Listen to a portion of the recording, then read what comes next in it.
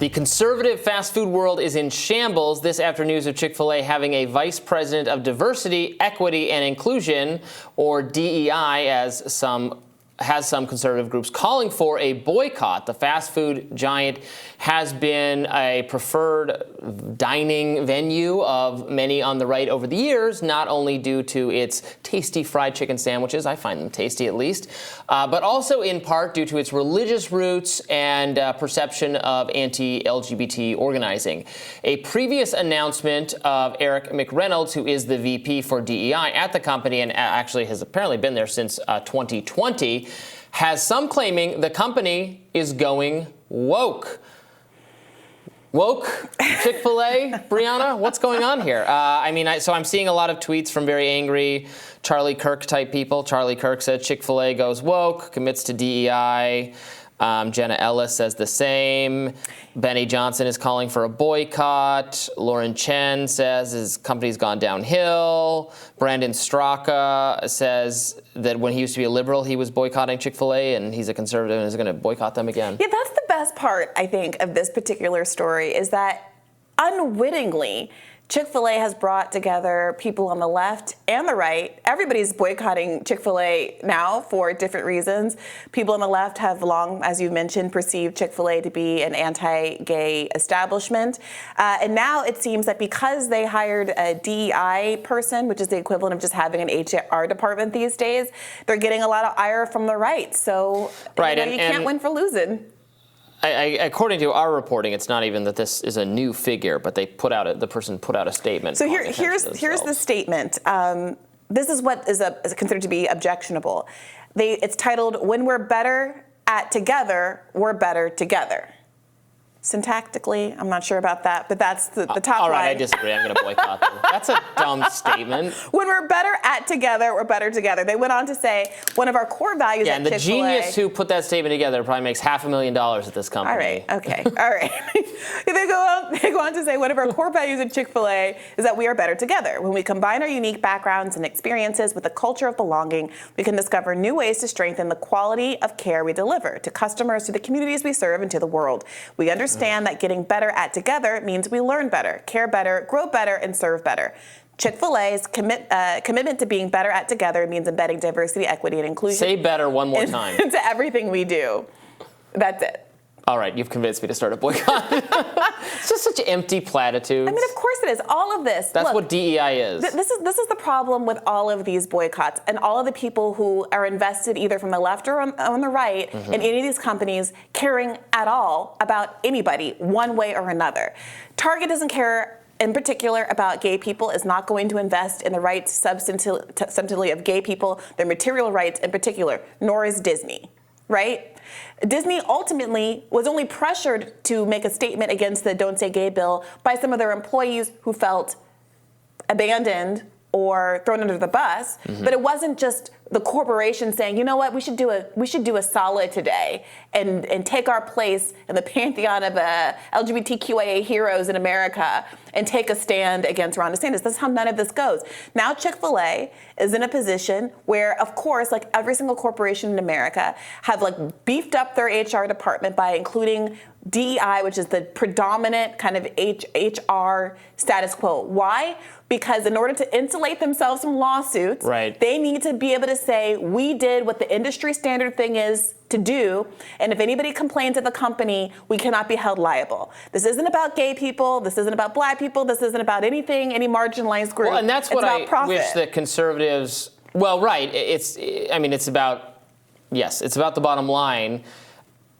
Many of these companies are not necessarily totally freely choosing to. You just have to do this because you could incur great liability, as you're saying. I mean, there's civil rights law, there's non-discrimination law for various depending on what state you're in, for various categories of gender and identity and those kinds of things.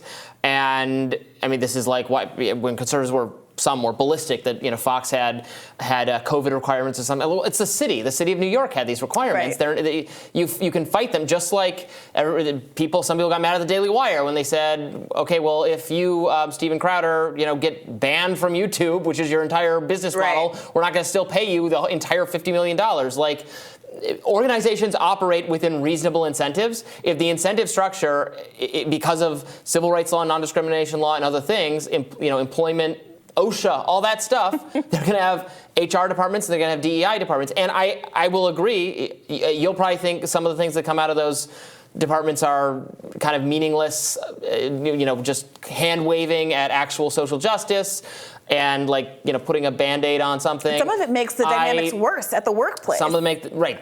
I have no fondness whatsoever for DEI stuff. I think a lot of it is the very worst of wokeness, social justice. It's obnoxious. It's often not helpful. Divisive. We've all been through those kinds of training seminars that seem like a waste of everyone's time, if not just totally counterproductive, that really reduce people very much to their affinity group in a really alienating, dehumanizing ways. It's not great. I think it's substantially a huge waste of time. But it's not like the company's what would be great? Let's do that. How do we write this? How do we write off this requirement? How do we prevent lawsuits? Yeah, that's a compliance official tells you to do that. I think that's exactly right. Now, Semaphor's Dave Weigel is reporting how the boycotts over at Target and Bud Light have boosted efforts to walk back brand support of the LGBTQIA+ community, especially during Pride Month. And lawmakers like California Representative Robert Garcia warning his state party's LGBTQ caucus to be ready for a Pride Month fight. Weigel writes, energized by a boycott of Bud Light and before that by Ron DeSantis' parental rights battle with Disney, social conservatives see this year's Pride Month as an opportunity to make corporations pay for LGBTQ-friendly marketing, especially for products enjoyed by children. And on those fronts, a song called Boycott Target is reportedly topping the charts on iTunes. Can't wait to listen to that. Bud Light sales are down 30%. Pride organizers in Florida are claiming that the community is leaving the state in droves. Yes, the boycott against Bud Light has worked. It has substantially reduced sales of that beer. Even, there's some incoherence to it. People choosing an alternative beer that's owned by the same company, all that stuff. But they can't get rid of Bud Light. Yeah, look, I'm not going to be sitting here shedding any tears, playing small violins for multinational corporations losing money. I do think the targeting of the working class. You have to break out your rainbow-colored tiny violin. Yeah, I do think that the working class people who are getting harassed at Target, the people who are being employed at these places, that's a bad PR look because those are your constituents. Retail workers are the number one type of working class job in this country. We can sit here and fantasize about a world where there's this kind of working class guy in a hard hat on a construction lot or something. That is the classical picture of the American worker. But your average working class person who's supposed to be the subject of a lot of these populist appeals from the right are retail workers. And a lot of them, frankly, at this point are younger, they're gayer, they have gay friends, and even if they're not into some of the more, let's say, lefty, extreme, more radical, newer, I should say, aspects of gender identity and the like, we live in a world where we feel like we're regressing, where, back in 2016, Donald Trump issued Pride paraphernalia from his store, and now we have people who are ostensibly members of that same political cohort are trashing Pride rainbow displays in Target. And there's a question as to whether or not that sort of thing is going to turn off normie voters. We'll see over the next 18 months or so. Yeah, we'll see. But unlike boycotting a specific product, you can't boycott the DEI industry. You can try, but the companies are still going to go down that direction as long as the incentives in place. That's a lot harder of a thing to resist because, again, it is about their financial incentives and their difficulty grappling with various non-discrimination policies. Yeah. More Rising right after this.